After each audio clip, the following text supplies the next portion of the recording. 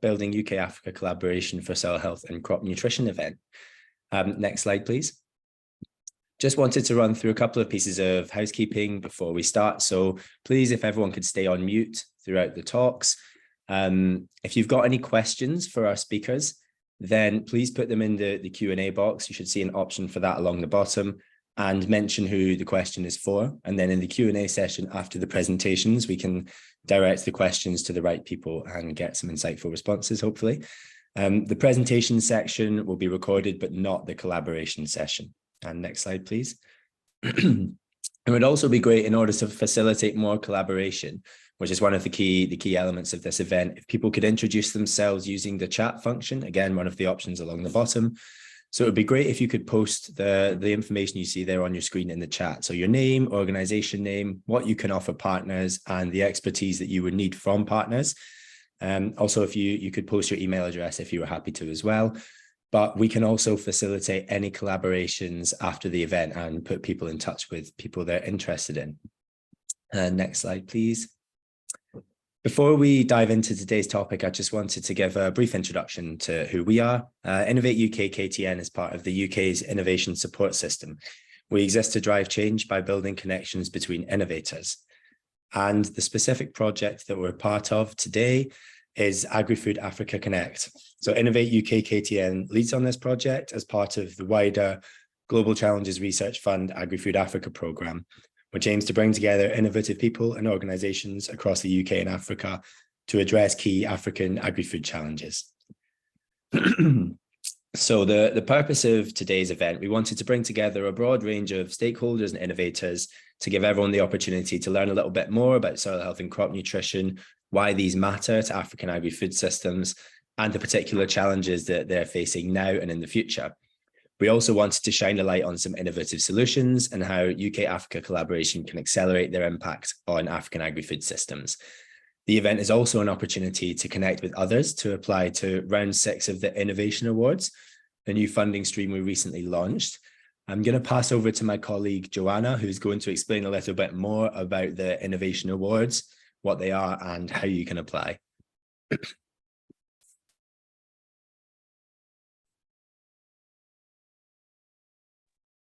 Brilliant. Thanks very much, Cameron.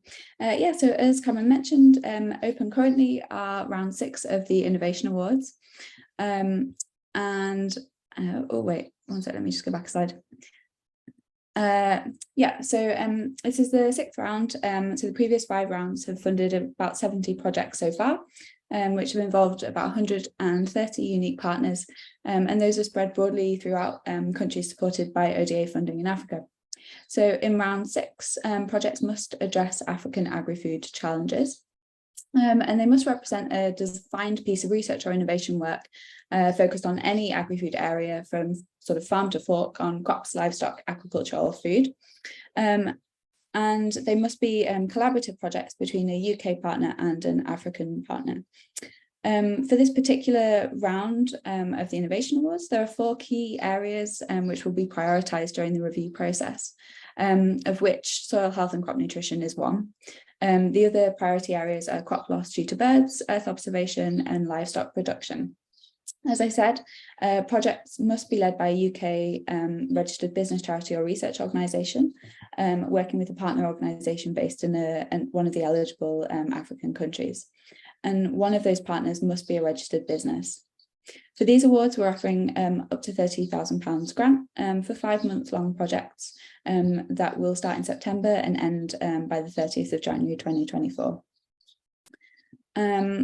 To really find more out about the Innovation Awards and to apply, we have an awards page on the Innovate UK KTN website, which has all the details, the competition brief and the process of applying. Just in brief, to apply, you'll need to complete an online application form and email your completed case for support template, which will outline your project partners, the activities you're proposing to do in your project and the budget. Most importantly, the deadline for applications is 11 AM BST on the 4th of August. So there's a few weeks to find those partners and put together applications if you're keen to apply. If you are looking for partners, then we do have a LinkedIn group where you can post explaining your project and what you're looking for in a partner. But obviously, as Cameron's already mentioned, today is a great opportunity to meet potential partners, particularly around that soil health topic. I think all that's left for me to say is best of luck with your application, and feel free to reach out if you've got any questions about the awards or the process. Back to you, Cameron. Thanks, Joanna. Yeah, as Joanna says, please always feel free to reach out to us with any questions at all and support with finding partners. So I'll just quickly take us through the agenda for today's session. We're starting off with a keynote address from Tilahun Amede from the Alliance for Green Revolution in Africa. And then we're going to have a variety of different presentations from stakeholders in the UK and Africa. We've got academics, we have innovative companies, trying to just give us a broad scope of the landscape around soil health and crop fertility. Following these presentations, we will have a Q&A session, and then we will move into the interactive part of the session, which will include 2 breakout rooms, which we detail on the next slide. The first of these is a themed breakout rooms where our experts giving the presentations will be present within the rooms to discuss their presentations, discuss issues around these particular themes, and where you can also meet other interested parties. Jess is going to put up a little poll now where people can select which breakout room they're most interested in, just to give us an idea of who we're going to have in which breakout room. So please select an option here, just so we know who we're going to have where, and we'll look forward to welcoming everyone to the breakout rooms. I'll just give everyone a minute or so to get that confirmed.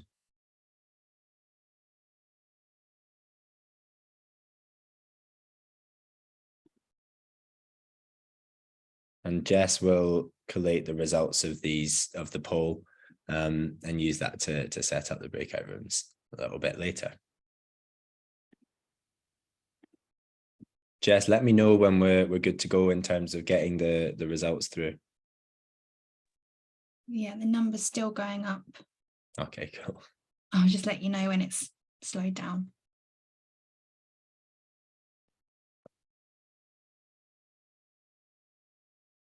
Yeah, I think we can start to close it. Thanks, Jess. So yeah, we'll look forward to welcoming everyone to those a little bit later. And then the final part of the event will be a randomized breakout room where you can introduce yourself to other organizations, find potential partners, share your details in the chat, and then we can support you with connecting with these people afterwards. Oh, that's great. So it looks like we'll have a nice balance of people in the breakout rooms later on. So without further ado, we'll move on to our keynote presentation, the first of the day, which is from Tilahun Amede, the Head of Resilience, Climate and Soil Fertility at AGRA. Tilahun? Good afternoon, good morning, wherever you are. Thank you for the opportunity. My name is Tilahun. I work for AGRA, an African institution based in Nairobi, but working in 15 African countries, which is meant to transform African agriculture, mainly through improving resource use efficiency, managing soils, landscapes, and systems. Next slide, please. So my starting slide would be, the African continent by 2050 will have double population, almost 2.5 billion people.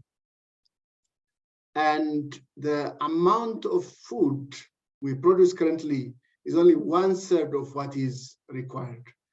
About 500 million tons of food has to be produced. And that food, a bit of it, about 100 million, would come from land expansion, bring up new land, at the expense of forests, wetlands, usually very fragile areas. A bit of it comes from minimizing post-harvest losses. But the major, food should have to be produced on the land which is already available. And that food is going to demand a very different types of agriculture, including a sustainable intensification, managing soils, water, nutrients, but also improving the agronomic practices. And that requires a very important component, which is nutrient management. Next slide, please. And if you see the types of key nutrients that are available in the continent, be it from the carbon side or nitrogen, phosphorus side, most of the African countries are really lacking. Only few, highland-oriented, high rainfall areas have those nutrients of some level. But there are a lot of nutrient mining in the continent, because what we produce always is a mining process. The amount of nutrient we return back to the system is very low. It's almost 15 to 20% of what's required. So it has been happening for decades. So how do we make sure that we rehabilitate these soils so that they respond to the food demand, but also to the environment, the climate change risks that are happening. And we know that most of the carbon sequestration has to happen underground, much more than even the forests and other ecosystems. So managing our soils is becoming a very important component of resilience and food security in the continent. Next slide, please. If you see the global trends since the 1960s, those who produce enough food in Europe, North America, now moving to Asia, most of it is happening without land expansion. So if you see the first slide, we show that, yield since the 1960s has tripled in many countries. And in Africa, it also increased by about, 60, 70%. But the land expansion is a major driver for Africa. While in other countries, in other continents, most of the food is produced on the land that has been opened in the 1960s. And this land expansion is at the expense of, as I said, on forests, wetlands, protected areas. But if you really, dig a bit, most of that food in the Western world was produced because of an increased and efficiencies of nitrogen. So the next slide, on the right, shows you that, most of the food produced in the West was really from nitrogen, while in other places in Africa, it was maize based on the area harvested, again, a land expansion. Yeah? So from extensification than sustainable intensification. So it shows you that, we talk about drought, we talk about many other things, but soil is dictating productivity and food security in the continent. And unless we invest on our soils, the probability of us achieving food security is going to be very, very challenging. Next slide, please. And that, is not only dictated by the nitrogen, the phosphorus, the potassium we talk about. It's also dictated by our soil health, and mainly related to soil carbon. Soil carbon dictates nutrient use efficiency, dictates water use efficiency, dictates, it's a bank in the soil. And if you see this slide, with increasing yield, with increasing carbon, you increase yield in the soil, yeah? And that regardless of the amount of fertilizer you apply. If you apply small, of course, your gain will be small. If you apply higher nitrogen, your gain is higher. But you could see a very distinct difference, that there's a trend, almost a tripling of benefits, of yield, of gains with increasing soil carbon. So it shows you that, soil organic matter really dictates resilience and productivity, but also returns per investment. And one challenge we are really facing in the continent is biomass. There's very limited biomass in the system because there's a lot of competition for biomass, for livestock feed, and then the money goes to fire. For cooking food, the crop residue is going to fire. There is a demand for other uses like making huts and all sorts of things. So the amount of biomass we produce is very little because productivity is very low. But then even that which is produced is going to other things. So soils are not getting, or the nutrients and the organic matter that's produced in the system is leaving the system.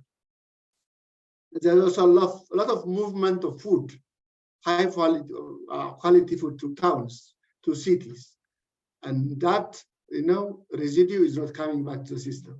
So it's the whole nutrient cycling, and the system is open with a lot of leaking of nutrients. And unless really we bring that back and manage our soil, mainly our soil organic matter, whatever fertilizer we apply, whatever investment we do, will not be good enough to feed our people. Next slide, please.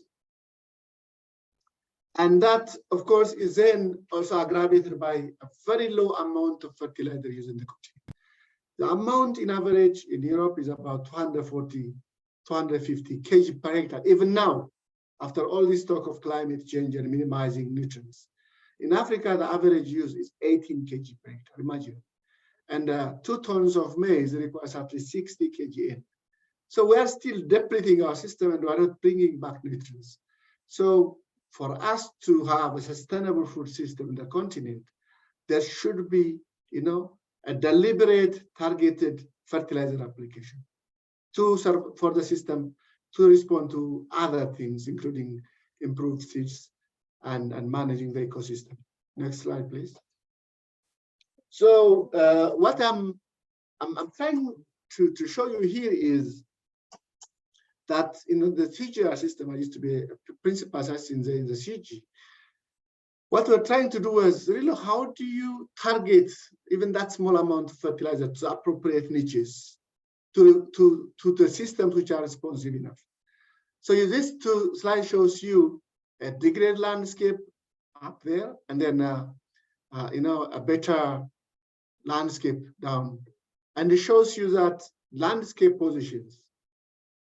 When you move from hills to the flatlands, the response of nutrients, increases. So if you apply fertilizer in the hills, you get very little.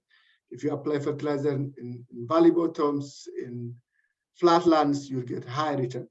Partly because, of erosion, because of nutrient movement, seed movement, and also, the soil depths to respond to inputs, mainly because the rhizosphere is one is irritating yield.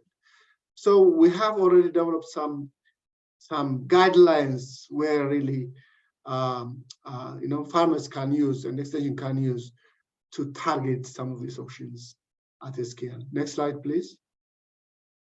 And this is the type of slide I'm talking about. So the one in between, good lands, which of course still see a difference, but the same variety, the same amount of fertilizer, but you see about 9 different types of scenarios of responses, the same variety in the same country.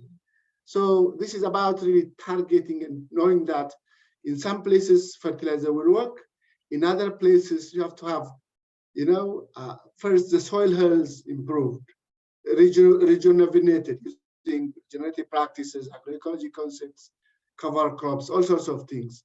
So we have to understand, the system much better before really we recommend a certain soil fertility management option in our countries and systems. Next slide, please. And there are also some, innovations that have been already developed in the system by ICASAT, for example, in the Sahara, where you concentrate your nutrients in a certain spot. In this case, called the Zai, where you just open up a pit, put a bit of nutrients, a bit of organic matter, and plant your seeds in a very concentrated manner. And you see the one behind the people, 2 guys, and after, with and without. So it's about 13, 14 kg per hectare. So you can still concentrate nutrients and get a high returns. But without nutrients, you cannot even use all the available water and the nutrient stock and the varietal capacity and germplasm capacity available in the system. Next slide, please. You can go next to save time. And what we're really saying is, we have to understand our systems. So what do we do in the Sahel is completely different from what we do in the Ethiopian or Rwandan islands. And there are some major also interventions required for us to manage our soils, mainly managing soil acidity. In some countries, up to 40% of the country is acidic soil. So whatever you apply, in terms of nutrient, there will be no response unless really you increase the pH. So liming is becoming a big issue, particularly because, these affected soils are high potential soils, where you have good rain, long growing season, but because of leaching, they lost all the nutrients, mainly the cations. Unless we rehabilitate the systems and make them work, we cannot achieve food security in Africa. And these are our major, potential spots where investment should go. Next slide, please. So this is my last slide. We really wanted to make sure that that we have to invest on our soils. Our soil health is really a major investment, and that, of course, we are not saying organic or mineral fertilizers. There are places where, in most cases, both have to come together to bring about benefits. But these are depleted systems that still require nutrients. And we need to understand those, but also making sure that we have a diversified sourcing of fertilizers, blends, including, in some places, zinc is a determinant factor, sulfur is a determinant factor. So we have to understand our systems and making sure that we have a targeted system. As I said, we have to invest on critical barriers, like managing soil acidity, for example.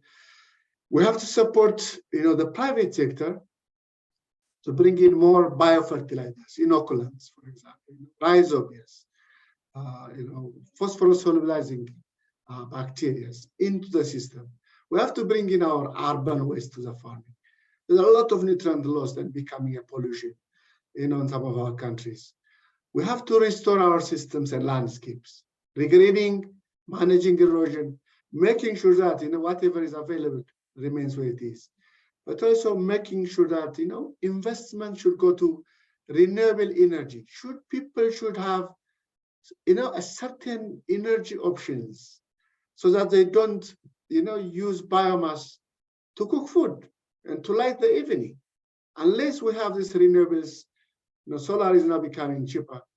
Unless we invest on rural energy, we cannot achieve soil health and sustainable management of our ecosystems.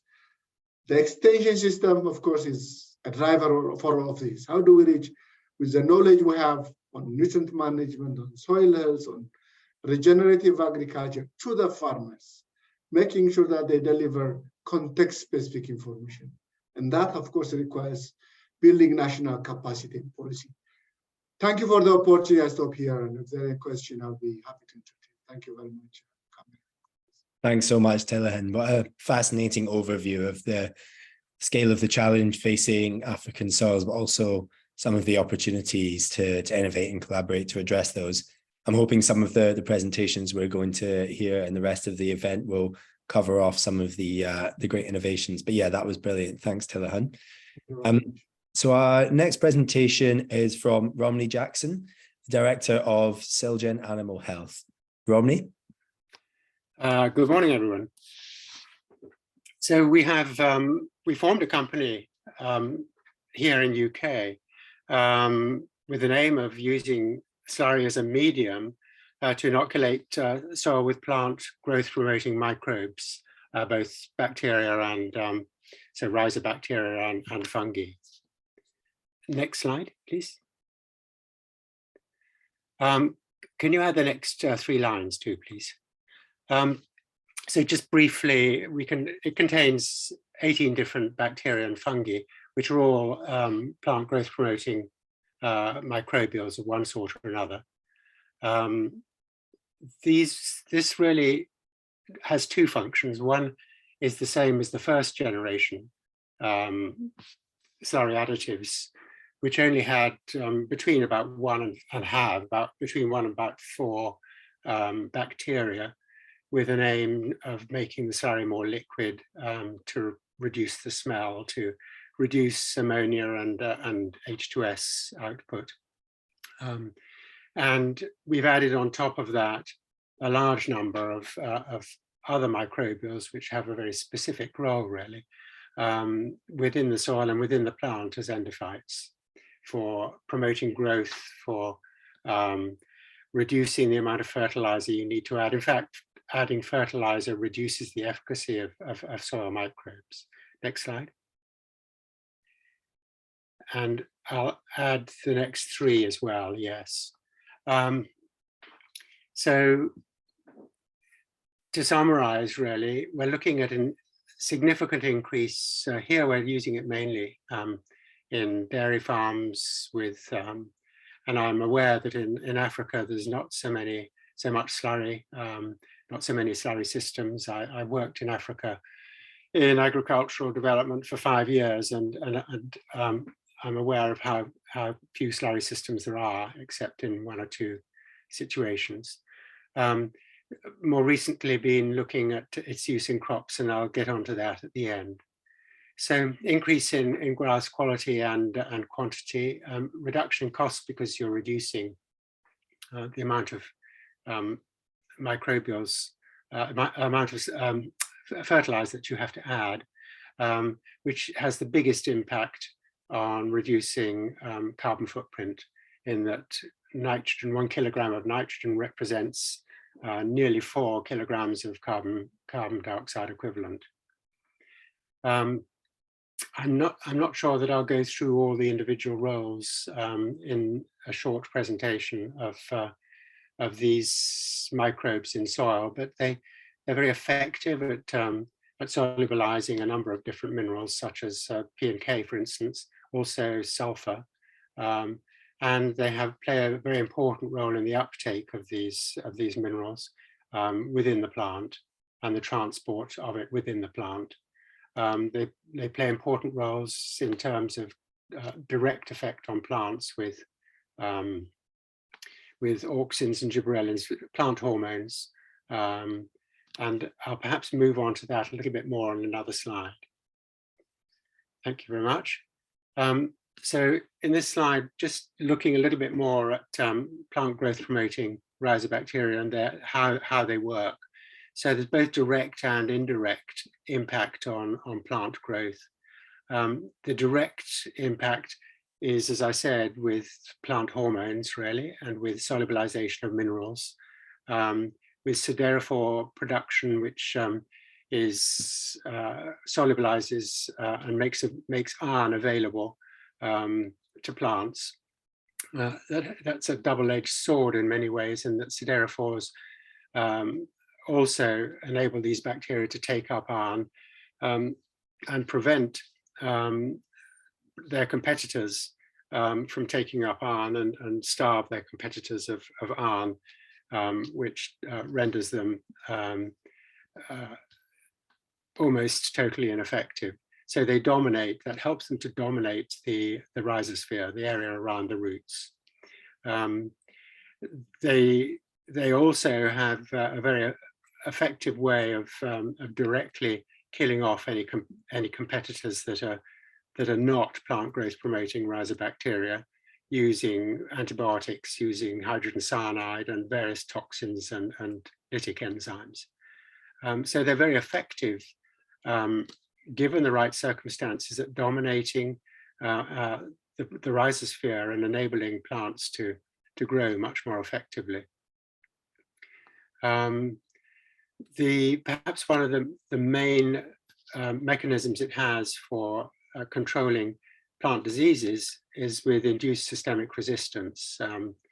And this just enables the plant, or promotes the plant's own protective mechanisms. But it does have some direct effect against pathogens. I've mentioned antimicrobial metabolites, antibiotics, etc., which they use to kill other bacteria. And And these are generally very effective.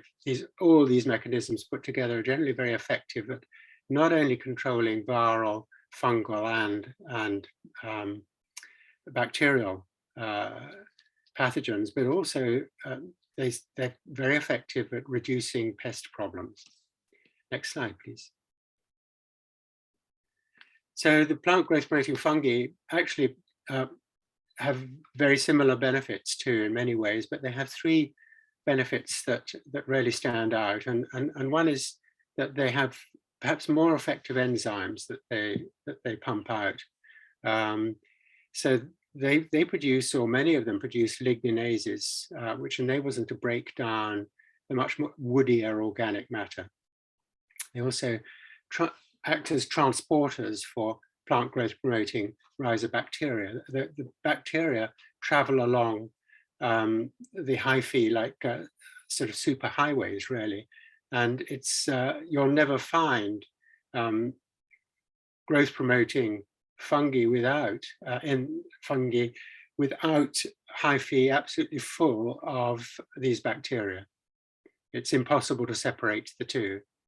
Bioremediation, they're very effective at breaking down, as are many of the bacteria, but the fungi seem to be more effective at breaking down the organochlorines and organophosphates and other chemicals, as well as microplastics, using the carbon as a food source. And as I'm sure everybody's aware, that the main sort of reason that these bacteria are dominating the rhizosphere and these fungi are dominating the rhizosphere is the two-way relationship they have with plants, whereby the plants yield carbon to them in the form of sugar, and they exchange that for water and minerals and the growth hormones, etc. Next slide, please. So you've covered both, but this is a slide with two pictures. The one on the left is hydroponically grown seedlings and on day 7, and the one on the right is the same type of seedling. I think they're rice seedlings, in fact, which has had one strain of PGPR bacteria added to it, and you can see the root development has been substantially greater. Next slide, please. Sorry, next slide. And the next one, yes. So trial results here that we've been doing. Of course, we had to demonstrate liquefaction of slurry and all the benefits to slurry, because otherwise it wouldn't be able to play a role as a good slurry additive for making slurry easier to handle. The second picture along the middle one indicates silage being put into a trailer, and we're finding that we get very large increases in grass yields, varying from around about 25% to about 37–38% increases in yield over the whole summer, so that it will be put on either just before or just after the first cut. In other words, 3 weeks, 4 weeks before the first cut, or immediately after. And all through the summer, we were getting benefits as a result of these rhizobacteria that were and fungi that have been present. The other interesting thing is the quality improvement of grass, so that we were getting higher digestibility, lower fiber. We were getting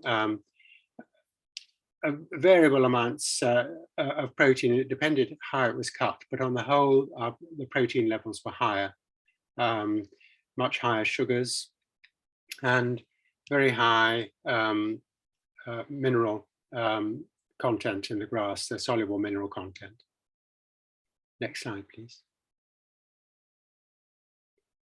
So current developments, if we can just hold it there, perhaps.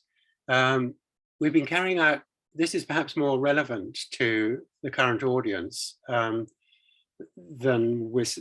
as a lot won't have slurry. is that we've been doing some work on uses of foliar spray on crops, and in fact, in one farm where we've been doing all the work, we were looking at wheat crops, and in this particular study, we had no fertilizer, no slurry, no fungicide. 50% of the field was treated with slurry for soil, which is our product, and 50% was left untreated. Next line, please. There were 4 comparative fields as well as having the control, but they all had slurry at 40 tons per hectare, and they had fungicide. Next slide, please. Next, yes. And the next one. So the results of this were that, well, first of all fields were continuous, had been continuous wheat over the last 8 years or so.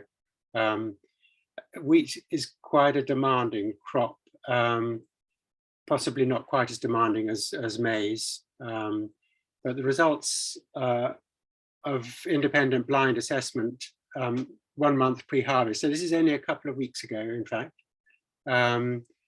out of all the samples tested, the slurry for soil treated wheat scored equal first for visual health, ear size and weight, as well as for straw thickness and strength.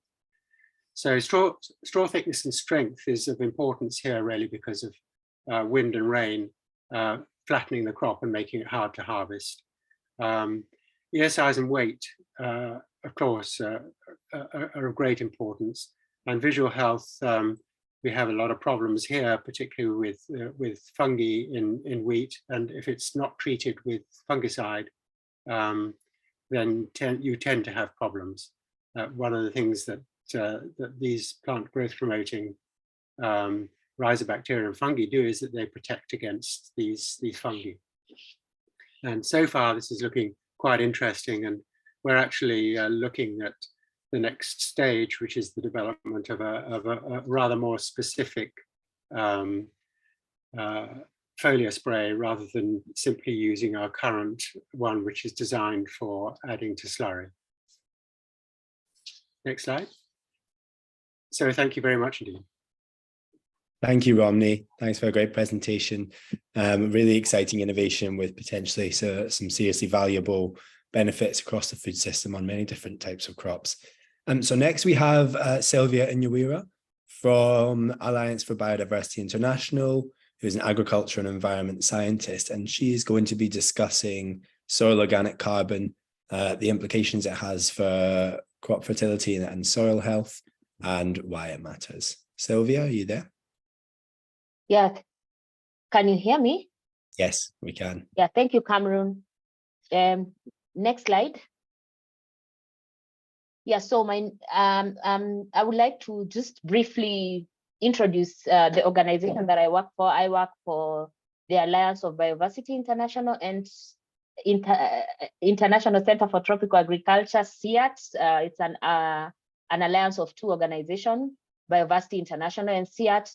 And within Africa, SWRT is located in more than 20 countries, with some of those where we are hosted and where we also have our own offices. So just to introduce for the sake of collaboration for anybody who is interested in collaborating with us. Next slide, please. And so I was tasked with the role of talking about soil organic matter and what it means for soil organic carbon. It's a bit of a complex topic, but I'll try my best. Our keynote speaker has already said a lot, which also forms part of my presentation, but I will repeat. So we know that organic matter is critical for soil organic carbon, in that all the organic matter we see, all the dead materials we see, for instance, weeds, dry leaves, what is in the system, cow dung, all these are organic matter, which when it decomposes, it then contributes to enhancing soil organic carbon and subsequently soil fertility.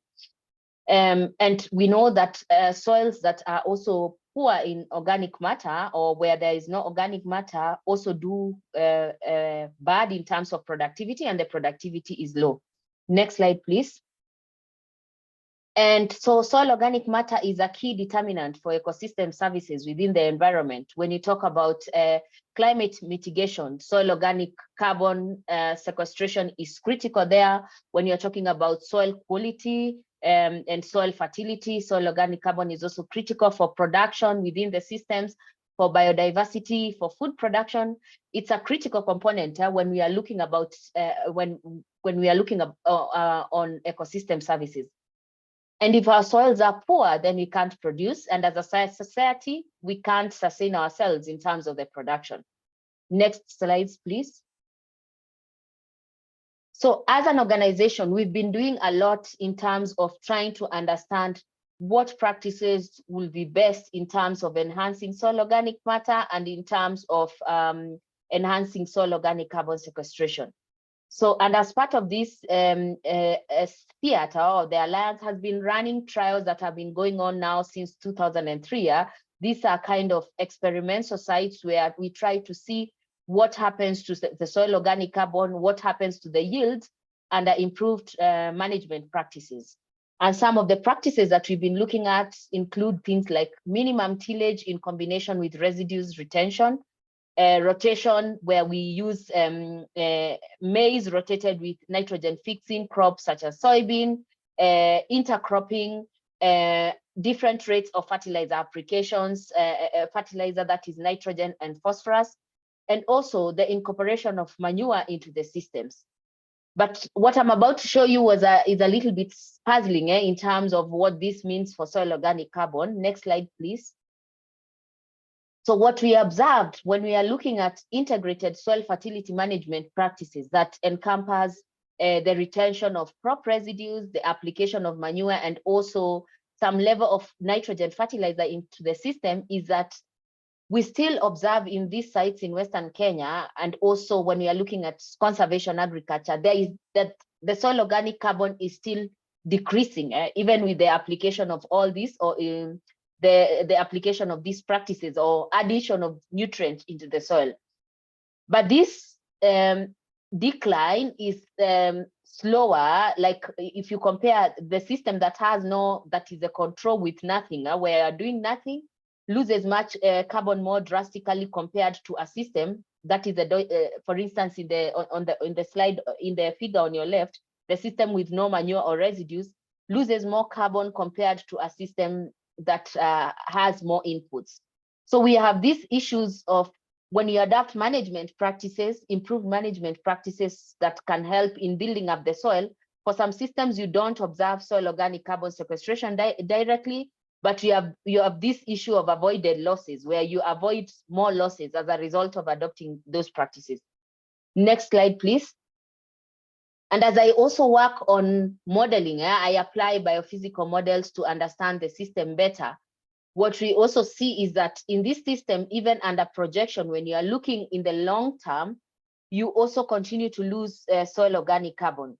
Now, as our keynote speaker has alluded to, this is very specific, and the reasons we are observing these losses in these systems is because one of the nature of the soils in the systems, the nature of the soil type, and also the other thing is that we have this aspect of land use history, which is critical in whether your systems become a sink for soil organic carbon, or with adoption of improved management practices, you avoid losses. So if, for instance, a forest is converted into a cropland, the soil organic carbon in the forests is way higher.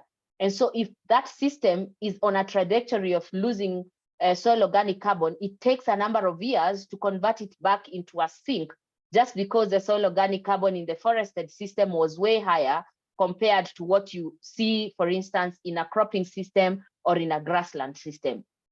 Next slide, please. But also in this system, an aspect that is evidence is that aspect of under improved management practices, you also have the soil biodiversity is much more, is better than when you're not doing better, when you're not applying additional input.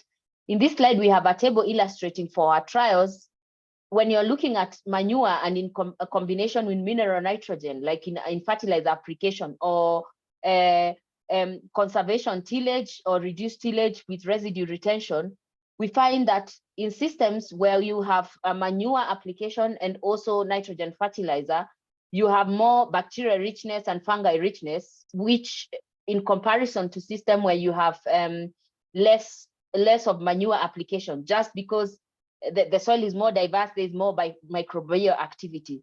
So even if you're not sequestering more carbon, the management practices you have are contributing better to the soil biodiversity, which in the long run can be critical in how the system will respond to additional inputs. Next slide, please.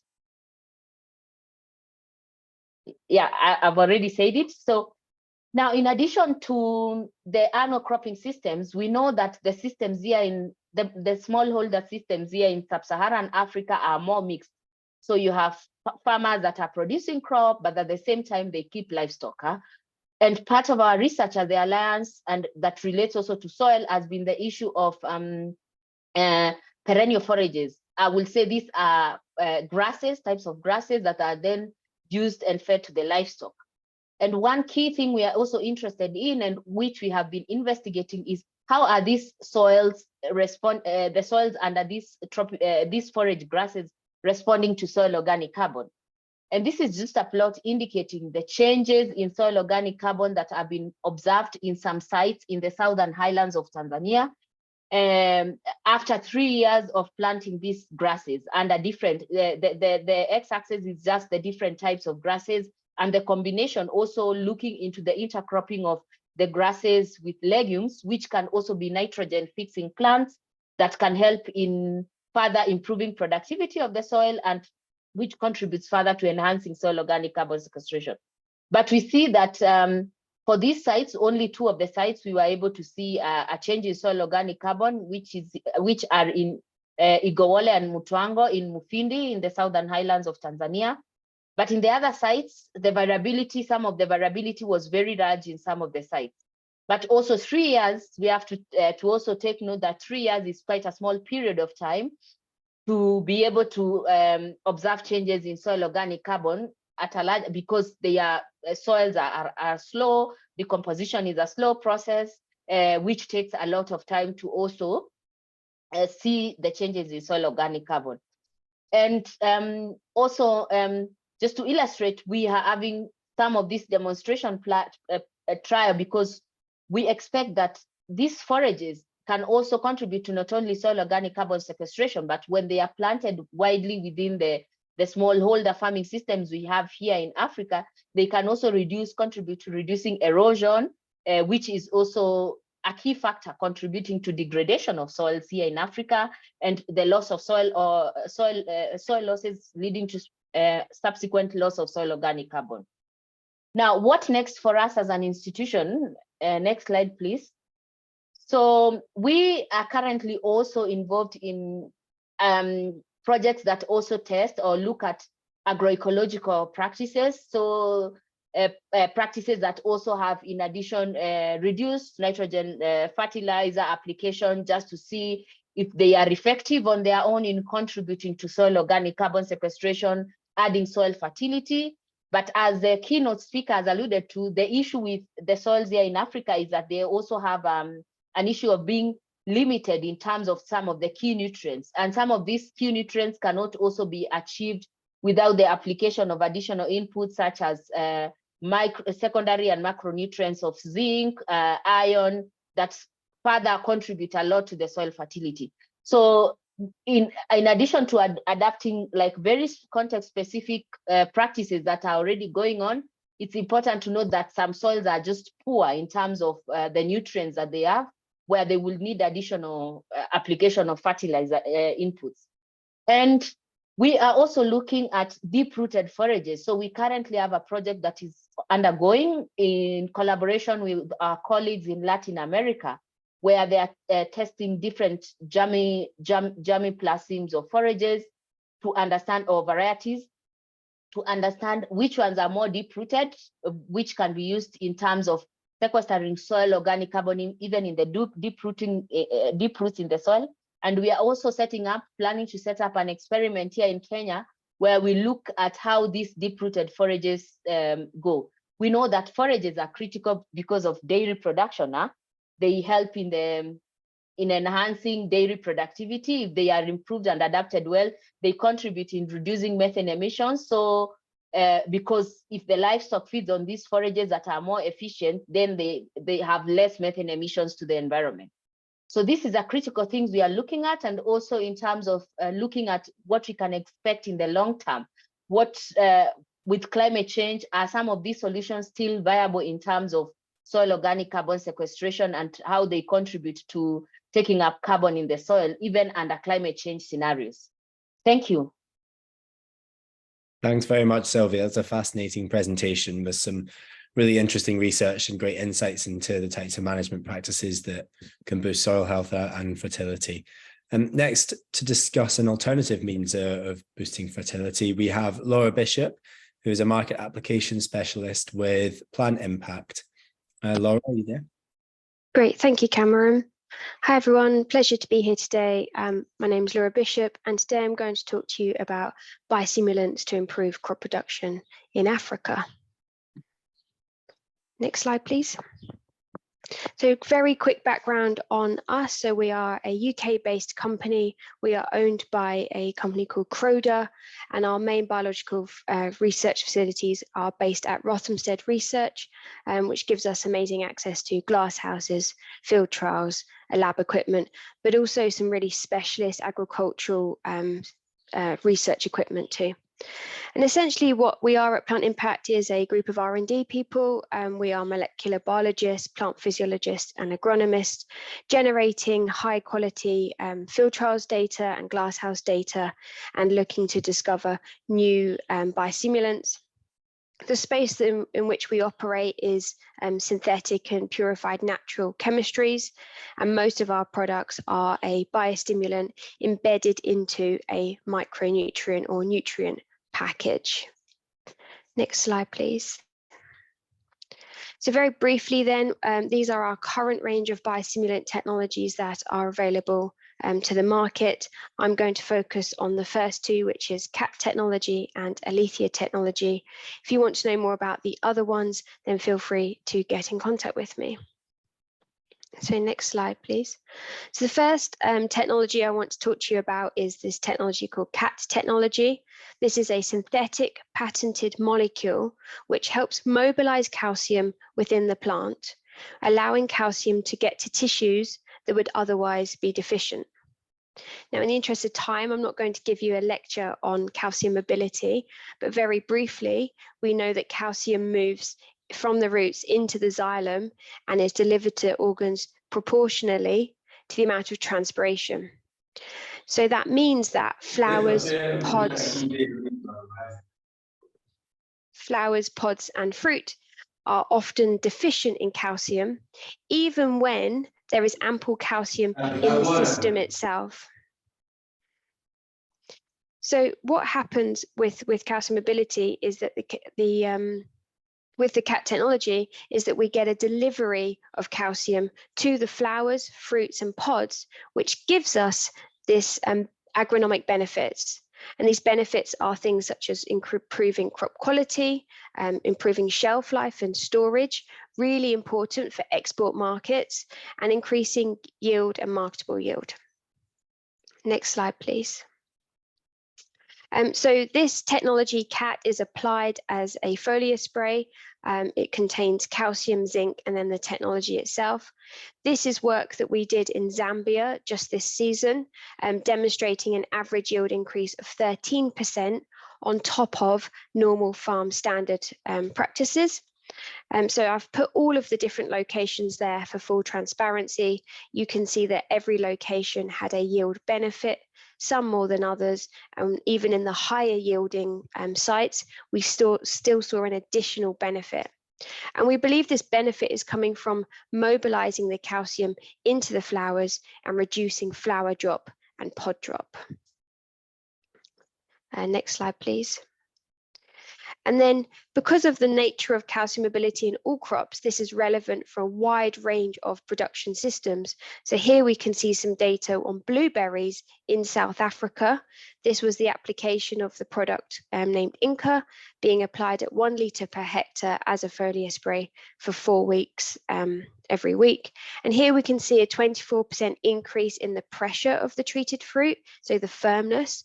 And firmness is an excellent indicator for quality, for storage, and for increasing shelf life. And here we're targeting this for late season blueberries, which we know in South Africa struggle with softness and therefore aren't always suitable for the export market. Next slide, please. So that's a very brief introduction to CATS technology and the work we're doing in Zambia and in South Africa. And then if we move on to the next slide, please, we'll talk about Alethea technology. This is a completely different technology, also a patented molecule. And what this is a novel combination of plant signaling analogues that cause the plant to increase its own antioxidant production.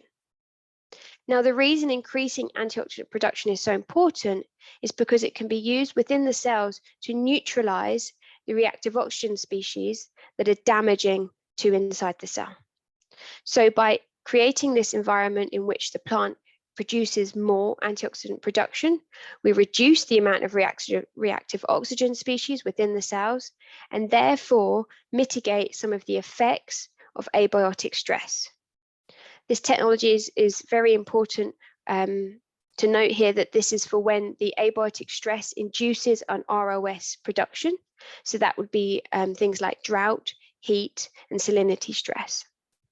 And just the very diagram, the very clear diagram on the bottom there, just demonstrating the effect of how ROS damages the cell membrane and how by increasing the amount of antioxidant production, we can reduce the amount of ROS and therefore reduce the amount of damage to the cell membrane.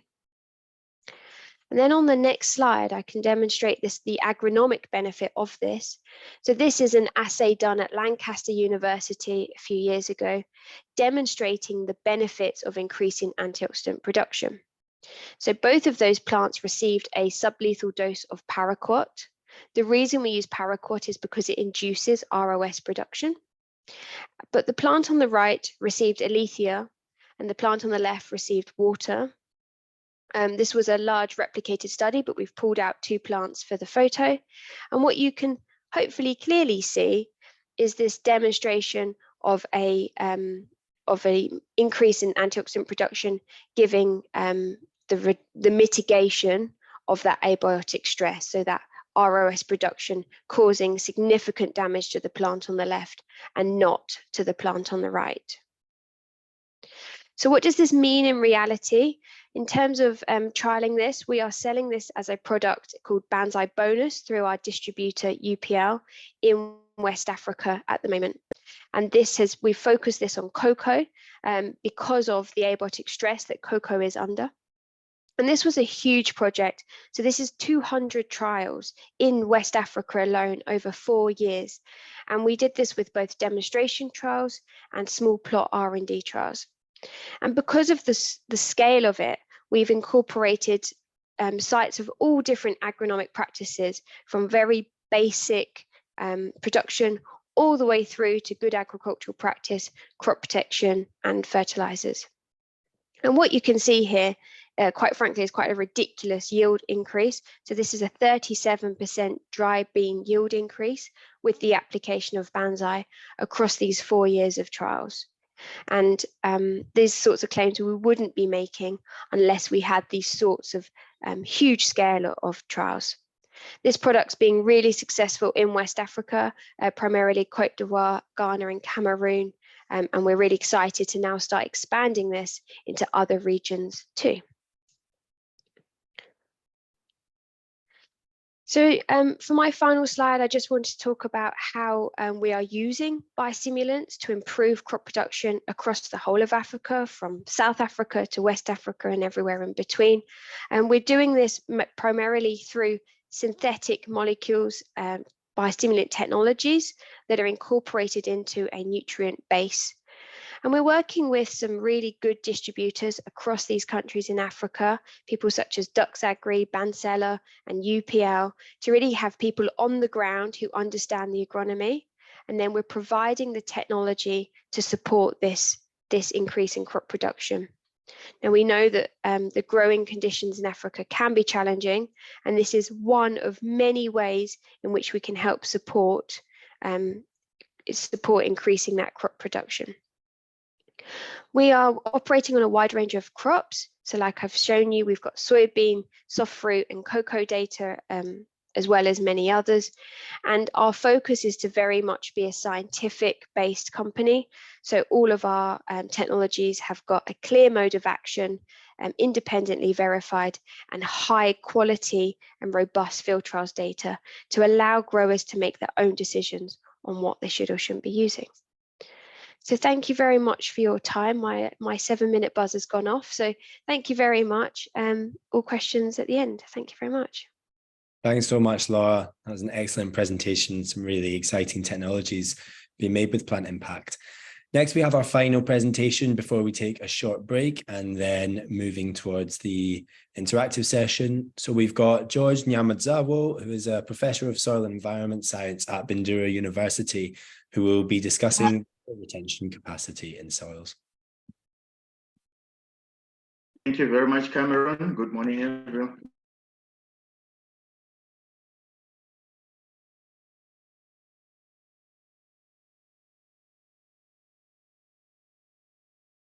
Hi, George. I think, are you still there?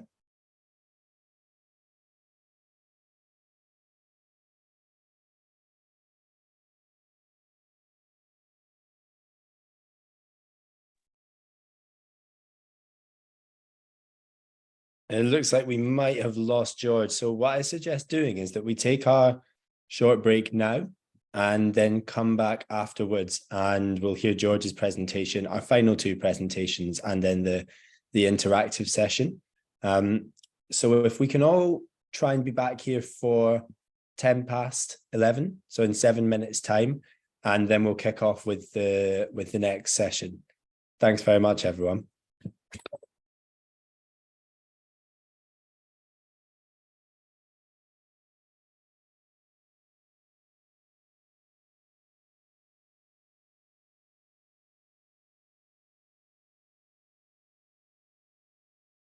Nyamadzawo from Bandura University, who will be discussing water retention capacity in soils. George? Thank you very much, Cameron. Good day, everyone. So today I'm going to be presenting work that we've been doing on subsurface water retention. As you know, in sub-Saharan Africa, some of the semi-arid areas, we are having challenges with water and limiting plant and crop productivity. So I did this work with a couple of other organizations, which are highlighted on the slide, please.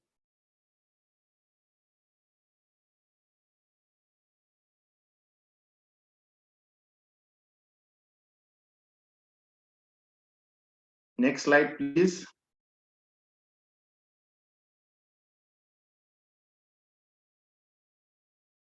The challenge that we've been having is that, in semi-arid regions, especially here in Zimbabwe, some of the areas receive very little rainfall. In the study side, Marange, where we did this work, the average amount of rainfall received per annum is 385 millimeters per year, and in most cases that is not suitable enough for dry land action. So we need some climate-proof intervention to try and produce crops under this semi-arid condition. Next slide, please.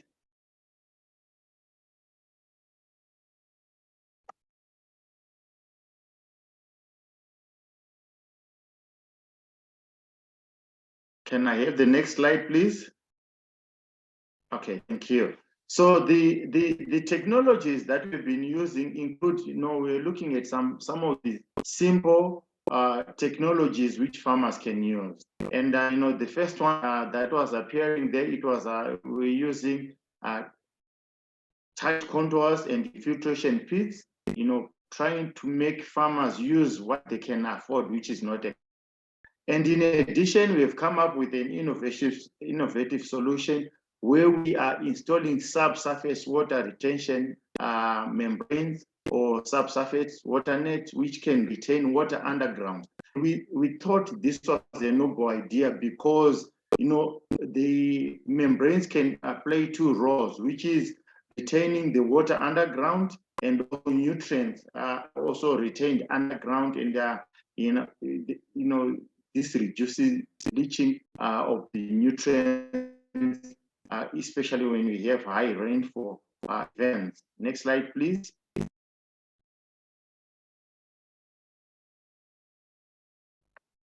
So the next slides are showing membrane installation.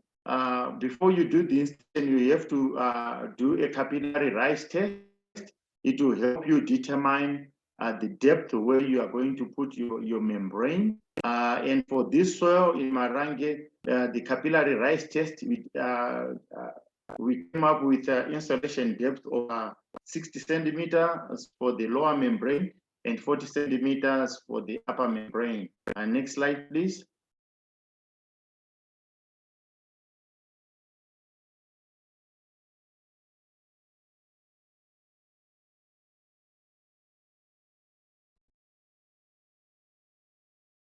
So installed, advantage that you get is that you are going to be retaining water, and also you save the water. Water is not lost easily as a result of evapotranspiration.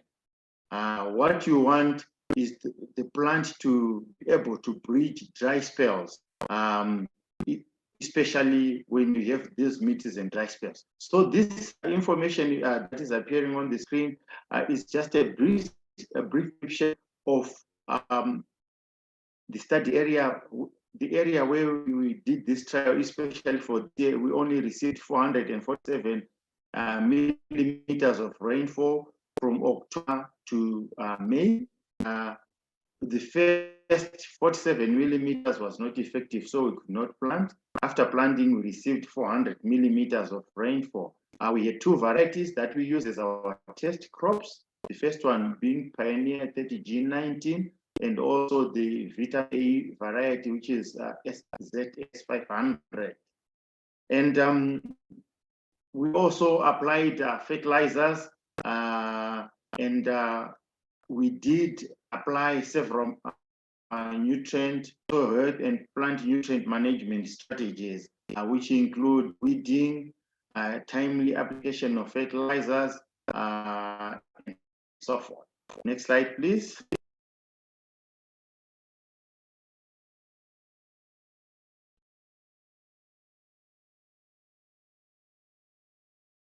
So with the use of subsurface membranes, we've been able to move away from perennial crop failures, which is shown by the X, red X on the left, and we're able to come up with a crop which is healthy, regardless of the low rainfall that we've been receiving in the arid areas. So these slides are showing, the farmer standing by a very healthy crop, and also, farmers during a land tour and day tours look at the amazing crop that we managed to produce in these semi-arid regions as a result of these membranes that we installed. So, next slide, please.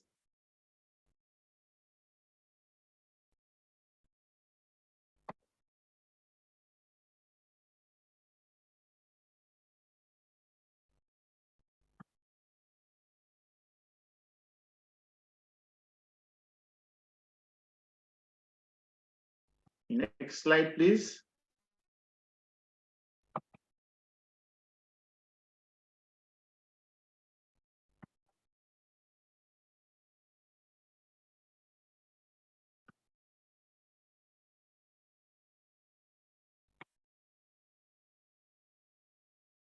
Next slide, please.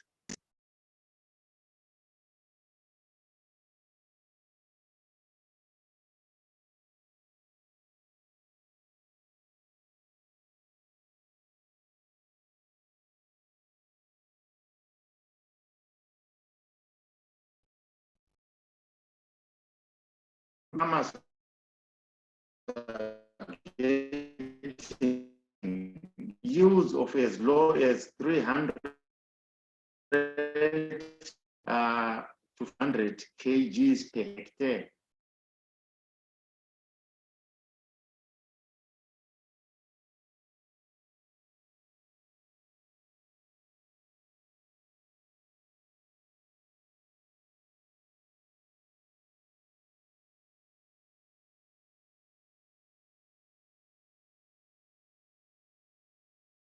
I think we might have lost George.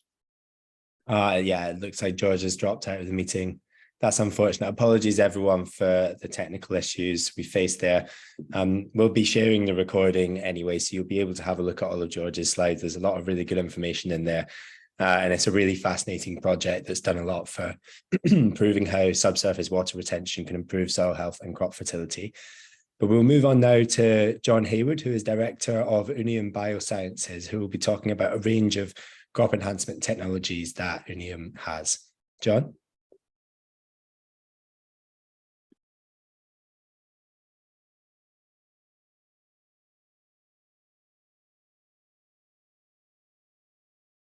Sorry, John, I think you've been on mute. I've got you. Yeah, we'll go through it a fair gallop, and thanks ever so much, and good morning, everybody.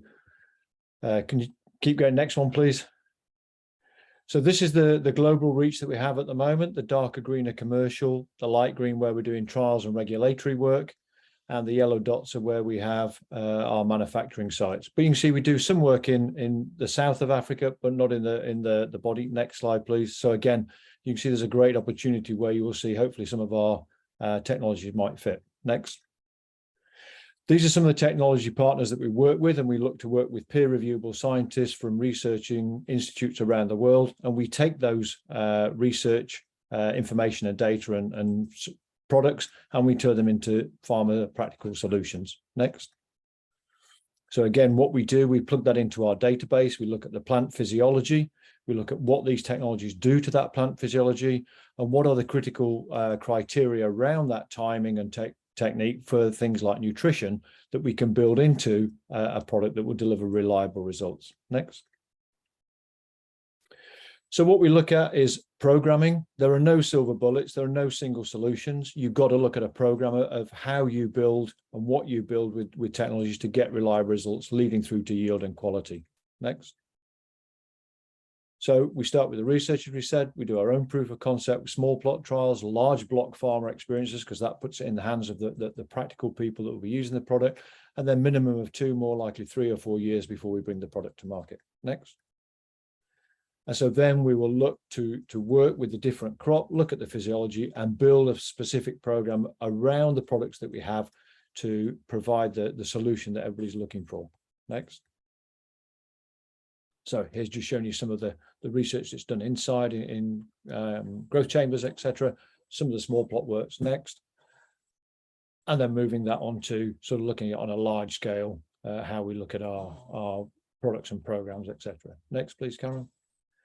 So just some products for consideration that we think may be applicable for Africa. Graphite-based seed treatment is an opportunity where the farmer can apply the seed treatment on a very practical and easy to use basis. Bacterial endophytes live within the plant, and they can deliver nitrogen and phosphorus along with other nutrition into and supply that plant, maximizing your nutrient use efficiency.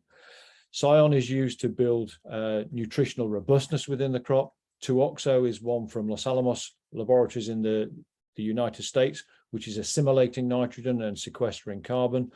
And then T6P is our material for building yield and oils within plants for carbohydrate management. Next, please. So if we can will this one play, Cameron? So this just shows you our graphite-based seed treatment, which is really capturing the imagination for specific small supply of seeds. You tip the graphite seed treatment into whatever the seed bag comes in. This just shows you in a plastic bag, and you're as simple as that. You'll say electrostatically it coats the seed and will deliver the biostimulant to that to increase establishment of the crop. Next. And therefore you can see here what those treatments will do in terms of different, these are cover crops in the UK, but different species will all respond and produce increased root mass and increased growth and development. Next. Davies is a biological based on 2 endophytes from the University of Washington. Next, please. And again, what they do, they're predominantly designed to increase your nitrogen use efficiency. And these particular strains of bacteria, as do most, they work more efficiently where you've got so low soil nitrogen. So again, you'll get your biggest responses in your soils that are not receiving excessive levels of fertilizer. Next. Once you've got your nitrogen into the crop, next, please, you need then to assimilate it. And a lot of the problems with a lot of crops going forward is they have too much excess nitrate in the crop. So here, this technology from Los Alamos combines the nitrogen with carbon to produce amino acids and growth. So you can see here the elevation in nitrogen assimilation, carbon sequestration, and that's used then to produce amino acids, proteins, and here the measurement is tiller production. Next. Scion is used to combine and combat biotic stress as much as abiotic stress. And again, by supplying sufficient nutrition and stimulating the plant in the right way, you can provide a stronger, next please, healthier plant to fight off any problems. And here you can, oh, I'm going through it very quickly now. Must be running out of time, Cameron. But here you can see, looking at it when you're looking at your disease control program, you can support that in a really strong way, both in terms of reducing potentially the amount of crop protection that you need, or getting a better performance and preventing resistance. Next. So again, finally, this is recent research looking at the trehalose pathway, which has only come to light in the last 20 years for carbohydrate management. And again, when you've got your nutrition into your crop, you need to move it into grain and into the grain quality. Next. And so what we've seen here is particular relative periods of stress when you come into flowering is the opportune time to apply T6P. Next.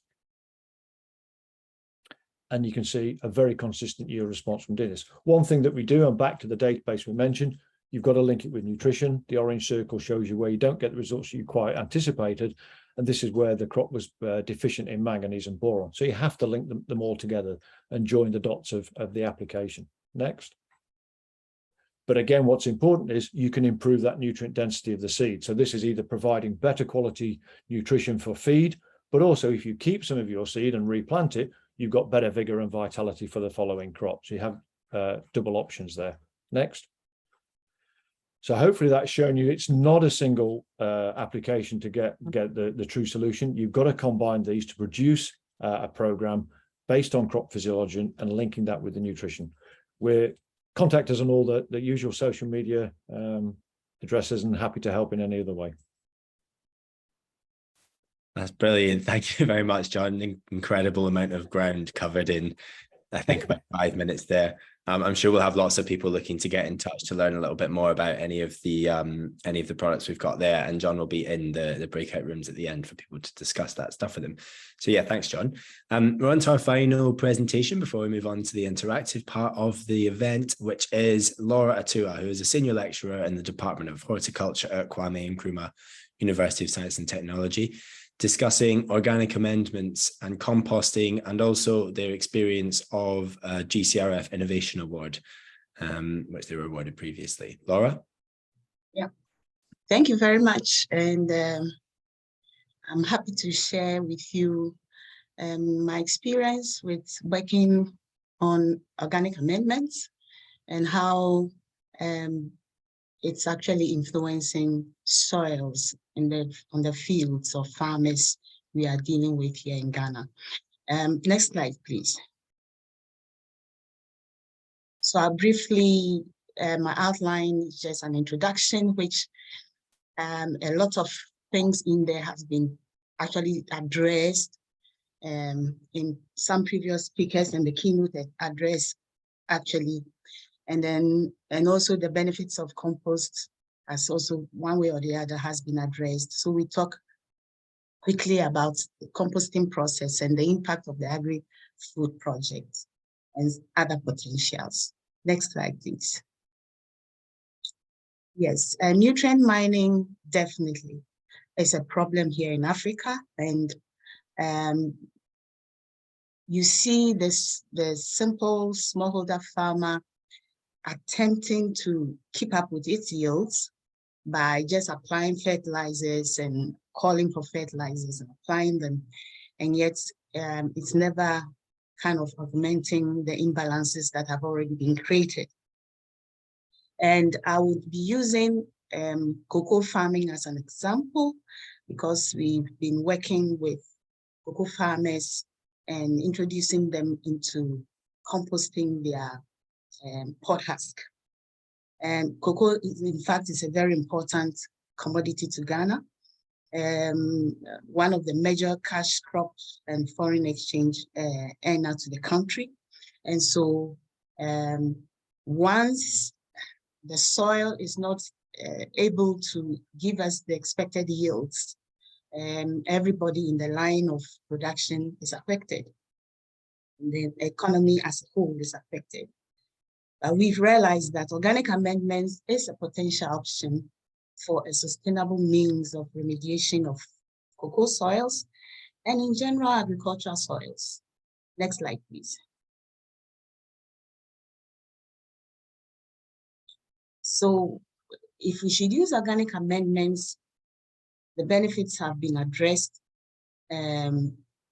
already, but in fact, in our works that we are doing, we'll be trying to assess these benefits that we know is established, that it improves moisture holding capacity, promotes soil aggregation, improves soil structure, fertility, increase microbial diversity and population, the increase of cation exchange capacity and yields. It's still early days yet to actually tell with empirical data what we are finding out in the works that we have started. But farm visits and everything, observations and farm visits and farmer testimonies themselves, showing clear indication that our treatment sites, our experimental sites, seem to be more resilient when we enter the dry season here in Ghana. So it's just giving us those signals that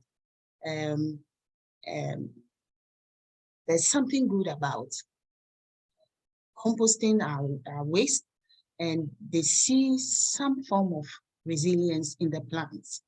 And I believe that as we run into third, fourth year and we do our analysis, we'll be able to really see clearly the contribution of these composted cocoa pod husk to the plants. Next slide, please.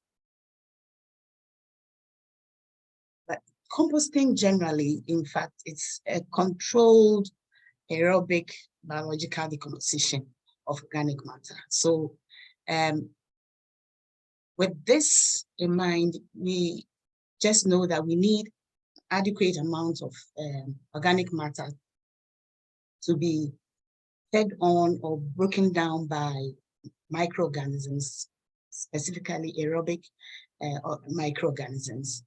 And in the process of breaking down the carbon for its energy, the microorganisms breaking down the carbon for its energy, definitely will use a nitrogen source in the process.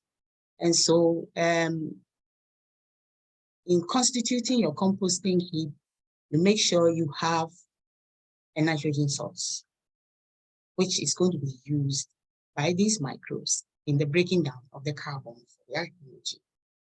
And you definitely, because you want to keep a good medium, the composition must be properly made such that you are not getting your compost, that's your compost heap soggy, very wet, and in fact, you are not rendering it anaerobic.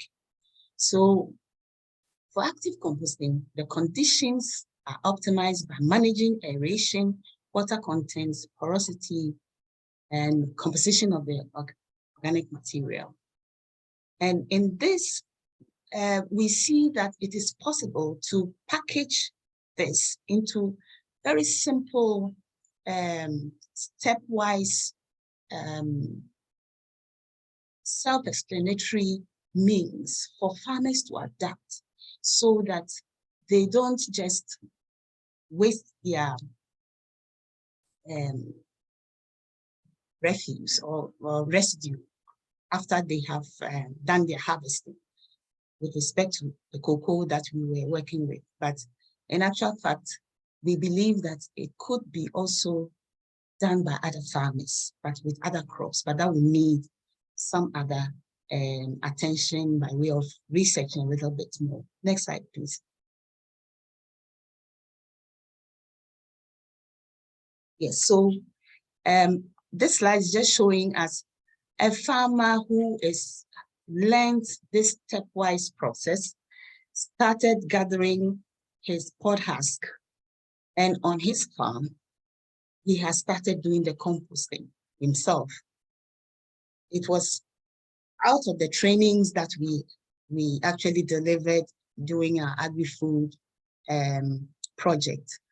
He learned it, and he has gone ahead, apart from the sites where we have our treatment applications and everything, he had gone ahead with the aim of trying to do some composting, and so that he could extend the compost application to the other sites of his farm where there's no application of these compost trials. So we see readiness and the need in these times, because fertilizer prices are very expensive, and we see the need to actually get their cocoa plants survive through the dry season without too many deaths or destruction. Next slide, please. Next slide, please, yes. So, talking about the biomass needed, can we please go back? I'm sorry. Talking about the biomass needed, what we know is that Ghana, for instance, is an agrarian economy, and a lot of our production actually is handled by smallholder farmers. About 70% of smallholder farmers do the production of our agric produce. And this map just shows the crop production pattern within Ghana. And you see that the southeastern section of Ghana, that is where you have cocoa and oil palm farms dominating. But when it comes to some of these crops, not much is being done with the waste after harvesting. And for instance, you could get heaps of rice husks being burnt into ashes. But all these remains, or what we will see as waste, are potential sources to actually derive the nutrients that have been taken out of the soil to recycle back into the soil for the next generation or the next cropping season. But probably due to people's affinity, farmers' affinity for the use of inorganic fertilizers, we find it more easy to handle and so on. People are going more for, or asking more for, inorganic fertilizers. But we see that simple technologies like composting or vermicomposting is the way forward for sustainability. Next slide, please.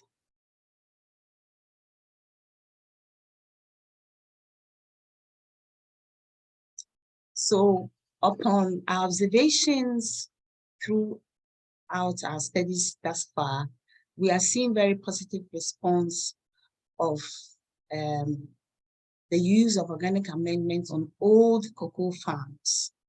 And the AgriFood project actually provided funding for us to research into cocoa pod husk compost optimization and the training of smallholder farmers. And we successfully got this done. And that is where in the about 2 or 3 previous slides, we had, I showed a picture of a farmer who just saw some positive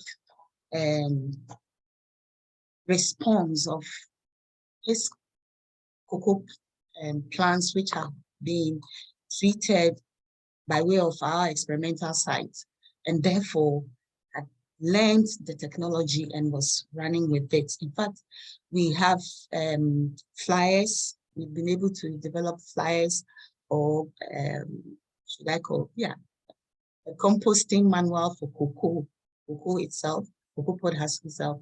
And then we have some also in videos in English and Twi, the local language, so that very self-explanatory, farmers can adapt these. And then we are applying it, and especially to keep the plants thriving even through the difficult dry seasons. So there are so many other possibilities open in this area of composting, especially if we want farmers themselves to adapt and make it part of their practice, farm practice, that after harvesting, you just don't burn or throw away your crop residues, but you actually turn them around into something that can be used to improve the soil. We believe that other studies too could be done in the areas of looking at the synergistic effect of compost and something like biochar, which is primarily being used like a form of liming agent. But there's need for further understanding of how all these can work even with other feedstock, other waste, be it rice, be it corn cobs, and so on, which sometimes you find just as waste, and sometimes some are just burnt off and not utilized. So bringing this reality down to the farmer and training them in how they can turn these around for positive impact to sustain yields that they crave for is I believe it should be extended to other crops. And then the repeated application of these organic amendments on the soil, getting a better understanding, because the farmer has the tendency of just bombarding his grounds because he's seen some positive things, just tend to continue on and on and on. So we need to actually look further into, if you are using such combinations, biochar, compost, or if you are doing vermicomposting, when is enough? And at what time do you start reapplication? And all those things need to be spelled out. We are hoping that further collaborations with other scientists, we could develop something that's come in handy well for these farmers to understand and do the proper practices with composting, so that we don't get any adverse or unintended consequences out of our preparations. Thank you very much.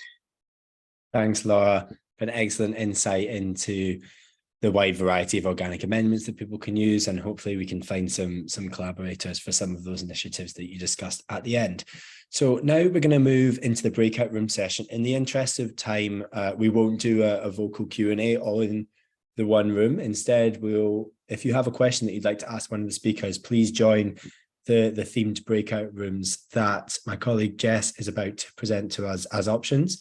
So I'm back. I hope we didn't cut off too many interesting conversations, but if we did, please send us an email with the name, or just even with a more general request about the people that you were speaking to and the people that you'd like to learn more about, because myself and Joanna especially can connect you with anyone from the event, as well as if you were just looking for wider guidance on or wider advice on the types of partners that you might be seeking for the funding.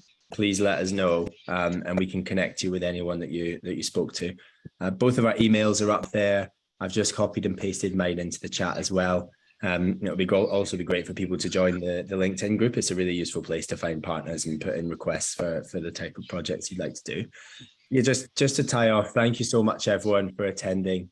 It was really great to see so many people here and so much engaged conversation in the chat and in the breakout rooms.